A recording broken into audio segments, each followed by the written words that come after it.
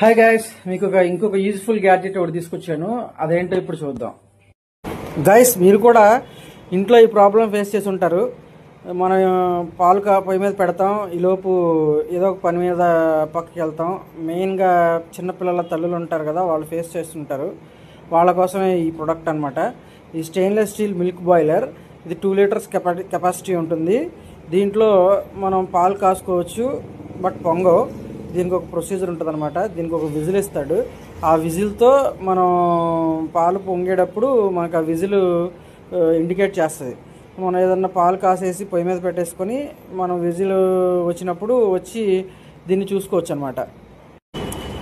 ఇలాగ మనకి ఈ స్టెయిన్లెస్ స్టీల్ కంటైనర్లో అవుటర్ ఒక గిన్నె, ఇన్నర్గా ఒక గిన్నె ఒకటి ఇస్తాడు మనకి.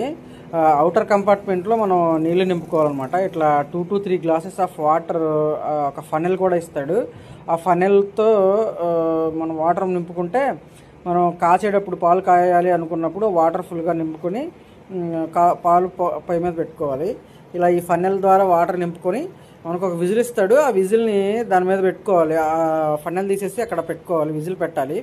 ఆ విజిల్ పెడితే ఇదిగోండి ఇలా ఉంటుంది అనమాట ప్రొసీజర్. ఆ విజిల్ పెట్టి మనం పాలు పెట్టి పాలు అందులో పోసుకొని కాసుకోవడం వల్ల ఇప్పుడు ఏమవుతుందంటే పాలు పొంగితే కనుక మనకి ఒక విజిల్ వస్తుంది. విజిల్ వచ్చినప్పుడు మనం పాలు పొంగకుండా తీసి జాగ్రత్త చేసుకోవచ్చు అనమాట. సో మెయిన్గా కిచెన్లో ఉండే మదర్స్ కోసం ఇది బాగా యూజ్ అవుతుంది. పాలు పొంగకుండా పొయ్యి అంతగా ఇది గాయ్స్ ప్రోడక్ట్. ఈ యూజ్ఫుల్ ప్రోడక్ట్ మీకు కూడా కావాలి అంటే లైక్ చేయండి అండ్ కామెంట్ చేయండి లింక్ అని, అండ్ ఫాలో చేయండి.